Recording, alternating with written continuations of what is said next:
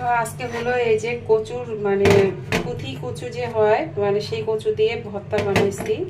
এই ভর্তাটা খেতে দারুণ লাগে, আমি এই বছরে একবারও খাইনি। এটা হলো মানে লেবু দিয়ে পেঁয়াজ রসুন দিয়ে করছি, কিন্তু ভর্তা বলে না যে এই যেখানে ডাল রান্না করছি, আজকে হলো ডাল ভাত এগুলো রান্না করছি। এখানে করছি করলার চটচটি আর করব ডিম ভাজি। তো মানুষ বলে কি যে হলো ডাল ভাত ভর্তা রান্না করতে কোনো সমস্যা হয় না, বেশি সময় লাগে না, আজকে এগুলোই রান্না করব। কিন্তু আমার যে কি করুণ অবস্থা, মানে আমাকে দেখলে আপনারা অবাক হয়ে যাবেন। আর এখানে আজকে সেমাই রান্না করছিলাম সন্ধ্যায়, তো অলরেডি খাওয়া হয়ে গেছে। তো মানুষ বলে কি ভর্তা করতে নাকি মানে বলে না যে আজকে কিছু রান্না করব না, শুধু ভর্তাই করব, খুব অল্প রান্না করব। কিন্তু এটা করতে গিয়ে মানে ভর্তা করতে কিন্তু অনেক বেশি কষ্ট তরকারি রান্নার চেয়ে। আর আমি এখানে ঘেমে টেমে শেষ হয়ে গেছি, প্রচণ্ড গরম, মনে হচ্ছে কি আমি সিদ্ধ হচ্ছি, টপ টপ টপ করে ঘাম পড়তেছে, করুণ অবস্থা। আমাদের এখানে বৃষ্টিটা হয়ই না, প্রত্যেক মেঘ হয়ে থাকতেছে, কিন্তু বৃষ্টিটা এদিকে হচ্ছে না, অন্য কোথাও হচ্ছে।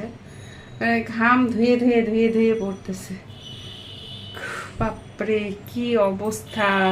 মানে যারা কিচেনে কাজ করে একমাত্র তারাই বুঝতে পারবে যে এই গরমে রান্না করে খাওয়ানোটা কতটা কষ্টকর।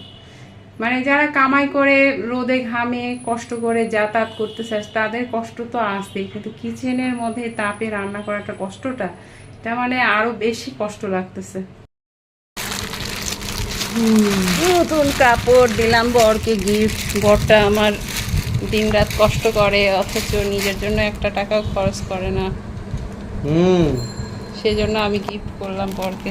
কেমন হয়েছে দেখতে বলতে?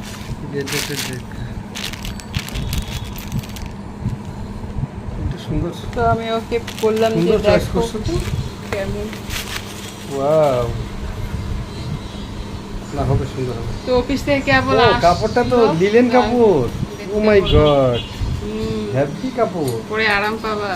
আরাম পাওয়া যাবে মনে হচ্ছে। এরকমই তো আমি দেখে নিচ্ছি। Wow wow, fine fine fine. এটা পরে ভালোই লাগে, মানে এটা হলো মানে আয়রনটা অত দরকার পড়ে না। ভালো হয়েছে, ভালো হয়েছে না? অবশ্যই ভালো হয়েছে। সুন্দর আছি না? এটাও তো সুন্দর। হ্যাঁ, এই কাপড়টা লিলেন কিনছো? একা একা তোমাকে একা একাই পাঠানো উচিত বলে। ও মাই গড, এটাও তো লিলেন টাইপের। ও ফাইন, গরমের জন্য।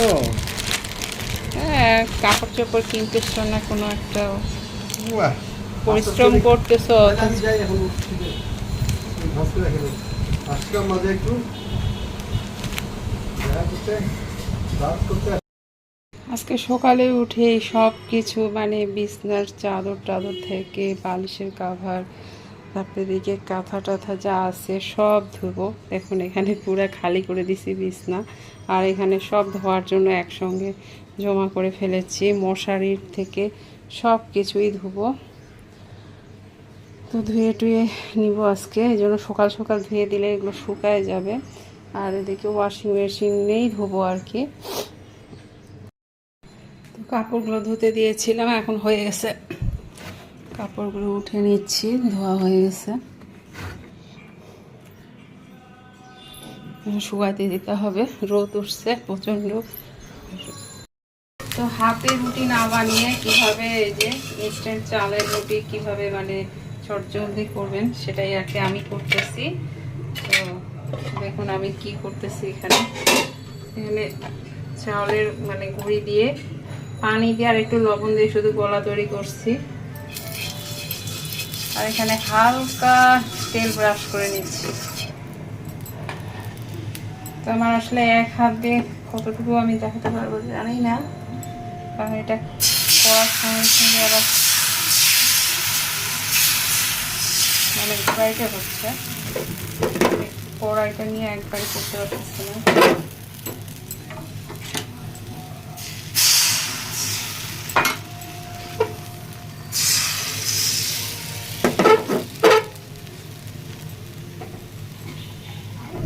ঢাকনা দিয়ে দেবো। তো এই রুটিটা হয়ে গেছে, গরমে গরমে না খেতে ভালো লাগবে না। আর এগুলো কিন্তু সাইজ একেবারে গোল হবে না। টিভি দেখা হচ্ছে, নিজেই খানিকটা উদ্যোগ নিয়েছি। তো এখানে এই যে একটু মাংস রান্না ছিল সেটা দিয়ে আর কি খাওয়া হচ্ছে। ওয়াও, এটা হলো চাউলের গুঁড়ি না, মানে রুটি না বানায় এমনি আর কি, চাউলের রুটির স্বাদ পাওয়া যায়। অনেক অনেক মজাদার। এই মাংস আমাদের আগের রান্না ছিল, সেগুলো দিয়ে ঝোল টোল দিয়ে এটা আসলে অনেক মাংস ঝোল আছে। থাকলেই খাওয়া যায়। অনেক মাংস আছে। তো খাচ্ছে, থ্যাংক ইউ সুবর্ণা। ভালো লাগতেছে না? অনেক টেস্টি। মতো আমি তো খুব খুশি। এটা কিন্তু চাউলের রুটির মতোই স্বাদ আস্তে আস্তে। এটা কিন্তু ওই ছিট পিঠাটা করে নিয়ে এটা বুঝতে পারছি। চাউলের রুটি। ভালো গরমে খেতে হবে, মানে করবে আর খাবে, এরকম করে দিতে পারলে খুব মজা। তো এটা এই যে ঢাকনা দিয়ে রাখছিলাম, এখন এই যে নিজে নিজেই উঠে আসবে। তো চাইলে একটু উল্টেও দিতে পারেন, দিয়ে একটু ঢাকনা দিয়ে রাখলে আর একটু ভালো হয়, নাহলে ওইভাবেও খেতে পারা যায়। তো এটা হয়ে গেছে, মানে সবসময় যে সাইজ গোল হবে সেটা না পুরোপুরি। আর তাছাড়া আমি তখন আপনাদেরকে দেখাচ্ছিলাম এক হাত দিয়ে করতেছি, ওই জন্য একটু তেরা বেঁকা হয়ে গেছে, কিন্তু খেতে তো ভালোই হবে, খুবই সুন্দর হয়েছে। এই যে দেখুন চাউলের রুটি, মানে জিনিসটা একেবারে সুন্দর, চাউলের রুটির মতোই একেবারে সুন্দর। গরম গরম এটা যদি খাওয়া যায় না, খুবই মজা।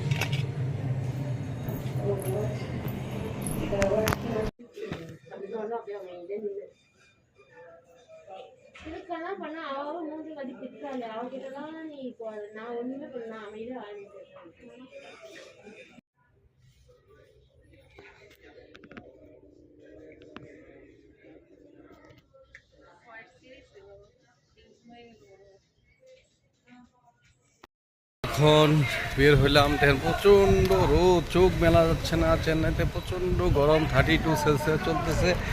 এখন আমরা টেস্ট রিপোর্ট নিতে যাব, ডাক্তার দেখাবো। তো বের হয়ে পড়লাম, মানে এত রোদ যে বাতাস আছে এখানে। হ্যাঁ, তবে এখানে নাকি বৃষ্টি হয় বছরে একবার দুইবার, মানে দিল্লির মতনই না। এখানে নাকি পুরা যখন গরম পড়ে তখন নাকি 48 ডিগ্রি সেলসিয়াস পর্যন্ত চলে। তো আসলে আমাদের দেরি হয়ে গেছে, প্রায় 12টা বাজে গেছে। 11:30টার ভিতরে রিপোর্টটা নিয়ে ডাক্তার দেখাতে হবে। 2টা ডাক্তার দেখবে, তারপর তোমার স্যার দেখবে। দেরি হয়ে গেছে অনেক, আর গরম, প্রচণ্ড গরম। এখন তো গরম পরেই নি, গরম আসলে তো আরও অনেক অনেক অনেক বেশি গরম হবে। তো এখন এখান থেকে ওয়াকিং ডিস্টেন্স প্রায় হাফ মাইল হবে আর কি। তো আসলে বাসায় কি সারাদিন তো ক্লিনিকে থাকতে থাকতে যাবে, এই সমস্ত চিকিৎসার প্রসিডিউরটা আসলে এরকমই। আমরা আসলে খুবই ভয়ে আছি, টেনশনে আছি, আসলে রিপোর্ট কী আসবে জানি না। তো এই রিপোর্টের উপর নির্ভর করছে সব কিছু। ডক্টর দেখিয়ে বের হলাম, রিপোর্ট মোটামুটি ভালো। তো এখন মেইন ডাক্তারের সঙ্গে দেখানোর জন্য স্যারের জন্য তো সোমবারে ওয়েট করতে হবে। একটা রিপোর্ট এখনও আসেনি, এখন সোমবারে আসলে দেখাতে হবে, তাদের ওপিনিয়ন নিতে হবে। আর এই যে রিপোর্ট একটা আসেনি, সেই রিপোর্ট এখন সোমবার যদি পাই তাহলে ডক্টরকে দেখাতে পারবো। ওরা বলছে যে বিকালে হলে ডক্টরকে দেখানো যাবে না। তো এখন আমরা ফিরবো, রাস্তা পার জ্যাম, এখানেও ঢাকা শহরের মতো জ্যাম। তো দেখুন রাস্তা কত জ্যাম, মনে করছিলাম যে এখানে খুব ফাঁকা, মেইন রোডটা অনেক জ্যাম। তো এখন আসলে হোটেলে খেতে চাইলাম, তো আমার ওয়াইফ বললো যে না হোটেলে খাইও না। তো এখন চা বিস্কুট কলা খাইলাম, আর এখন যাচ্ছি শপিং করবো, চাল টাল কিনে বাসায় একটু রান্না করে খাবো।